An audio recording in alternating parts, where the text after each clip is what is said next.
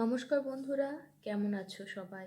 আশা করি যে যেখানে আছো সবাই পরমেশ্বরের কৃপায় আপন আপন কর্তব্যগুলোকে সততা আর ভালোবাসার সাথে পালন করার আপ্রাণ চেষ্টা করে চলেছ।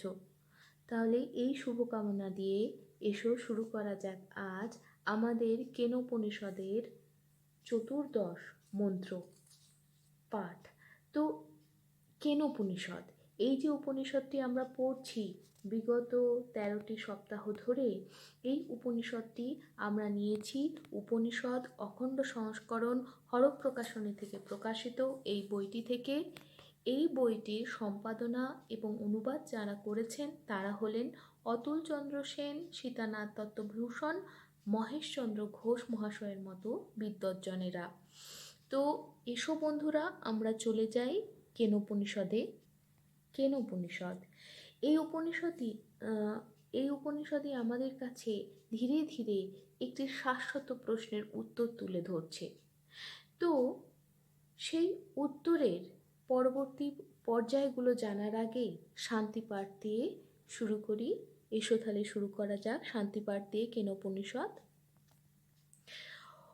ওম আপ্যায়ন্তু মমাঙ্গানি বাক্প্রাণচক্ষুঃ শ্রোত্রমথো বলমিন্দ্রিয়াণি চ সর্বাণি সর্বং ব্রহ্মোপনিষদম মা অহং ব্রহ্ম নিরাকুর্জাং মা মা ব্রহ্ম নিরাকরোৎ অনিরাকরণমস্তু অনিরাকरणं मे अस्तु तदात्मनि निरते ज उपनिषत्सु धर्मास्ते मयि सन्तु ते मयि सन्तु। ओम शांति, ओम शांति, ওম শান্তি। অর্থাৎ এসো কেনোপনিষদ পাঠ শুরু করি এই প্রার্থনা দিয়ে। পরম ব্রহ্মের কাছে আমরা এই প্রার্থনা করি যে তার কৃপায় আমাদের সেই যে শরীর আমরা ধারণ করেছি, যার একমাত্র কর্তব্য বা বলা যেতে পারে উদ্দেশ্য, পরম উদ্দেশ্যই হলো তার কাছে অবধি ফিরে যাওয়া বা নিজেকে জানা, সেই কাজে যাতে আমরা সক্ষম হই, তাই জন্য যেন আমাদের জ্ঞানেন্দ্রিয় এবং কর্মেন্দ্রিয় এই সমস্ত পরিপুষ্ট হোক। সব কিছুই উপনিষদে যা কিছু বলা রয়েছে সবই ব্রহ্ম, এবং আমি তার থেকে আলাদা বা তিনি আমাকে পরিত্যাগ করেছেন, মানে ব্রহ্ম আমাকে পরিত্যাগ করেছেন, এই ধরনের বিভ্রম যেন না হয় আমাদের মধ্যে। এবং নিরত উপনিষদে যা বলা হয়েছে, যা ধর্ম, তা আমাদের মধ্যে ধীরে ধীরে প্রকাশ লাভ করুক এবং এই প্রকাশিত হতে এই যে যাত্রা পরম ব্রহ্ম পর্যন্ত, সেই যাত্রাতে যা আধিভৌতিক আধিদৈবিক বা আধ্যাত্মিক যা বাধা আসুক, সেই সমস্ত বাধা পরম ব্রহ্ম প্রশমন করুন। এই প্রার্থনা নিয়েই আমরা শুরু করছি কেনোপনিষদের পাঠ। কেনোপনিষদ, এই উপনিষদের প্রথম খণ্ডের প্রথম মন্ত্রটি আমাদের কাছে যে শাশ্বত একটি চিরায়ত একটি যে প্রশ্ন তুলে ধরেছে, সেই প্রশ্নটি হলো, আমরা ভাবি আমার হাত পা চোখ সব কিছু তো মন চালনা করে, তাহলে মনকে কে চালনা করে? মনের কি আর কেউ অধিষ্ঠাতা বা অধিষ্ঠাত্রী দেবী আছে, নাকি এই হাত পা চক্ষু যা জ্ঞানেন্দ্রিয় কর্মেন্দ্রিয় এদের অন্য কোনো অধিষ্ঠাতা বা অধিষ্ঠাত্রী দেবতা আছে? কে সে? সেই উত্তরই ধীরে ধীরে দেওয়া হলো পরবর্তী দ্বিতীয় থেকে নবম মন্ত্রে। এবং এই মন্ত্রগুলিতে ধীরে ধীরে বলা হলো, যার জন্য চোখ দেখে, যার জন্য কান শোনে, যার জন্য আমার এই বাগেন্দ্রিয় এখন কথা বলতে পারছে, আর যার জন্য এই প্রাণ তার প্রাণের বিচ্ছুরণ নিয়ে প্রকাশিত, সব কিছুই যার শক্তিতে, যার জন্য, যে কারণ, সেই হলো ব্রহ্ম। এবং যাতে আত্মা নাই তাতে ব্রহ্মও নাই, মানে সে ব্রহ্ম নয়।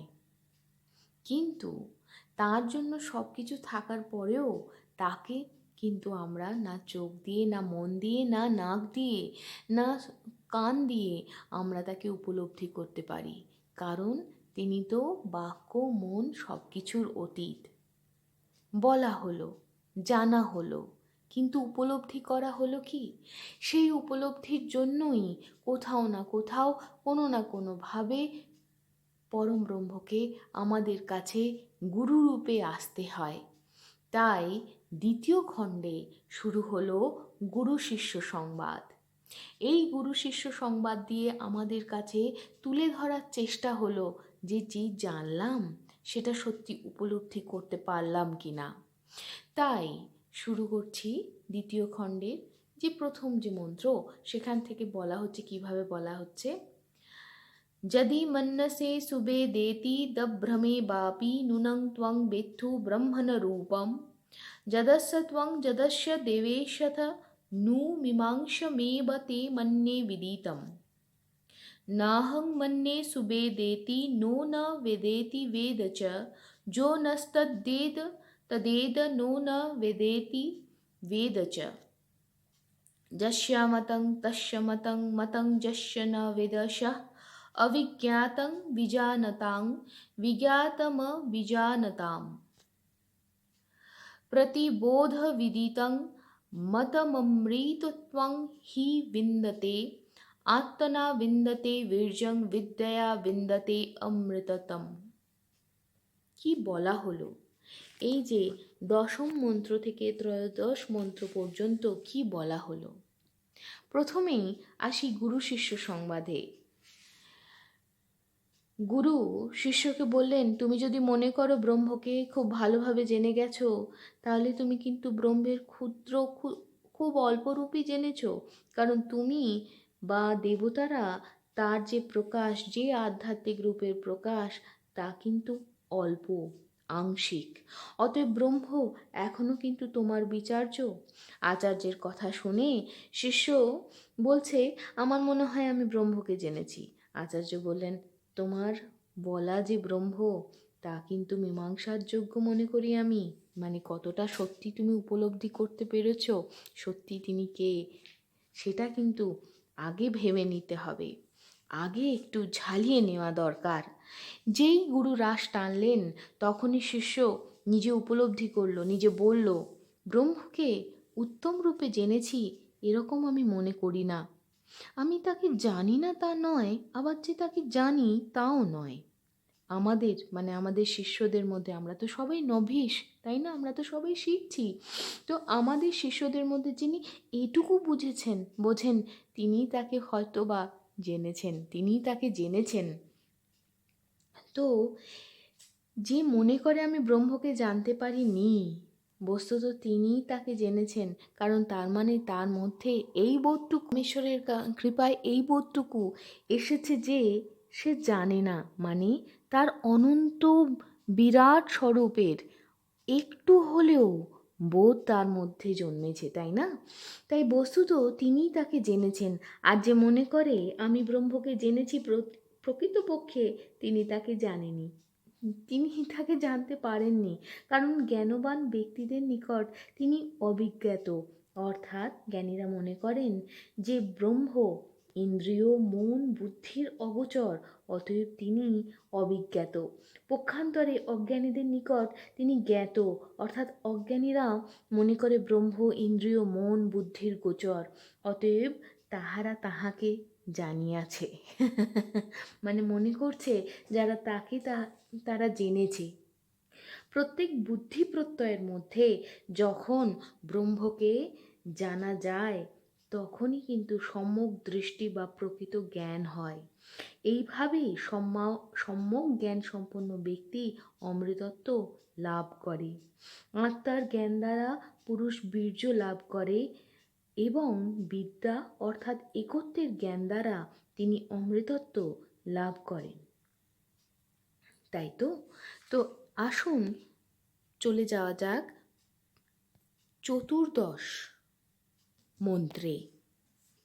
ইহ চেদ বেদিদথ সত্যমস্তি ন চেদিহা বেদিন মহতি বিনষ্টিঃ ভূতেষু ভূতেষু বিচিত্য ধীরাঃ প্রেত্যাস্মাল্লোকাদমৃতা ভবন্তি। অর্থাৎ মানুষ যদি ইহলোকে ব্রহ্মকে জানতে পারে, তবে তার সত্য অর্থাৎ জীবনের সফলতা, পরম পুরুষার্থ লাভ হয়।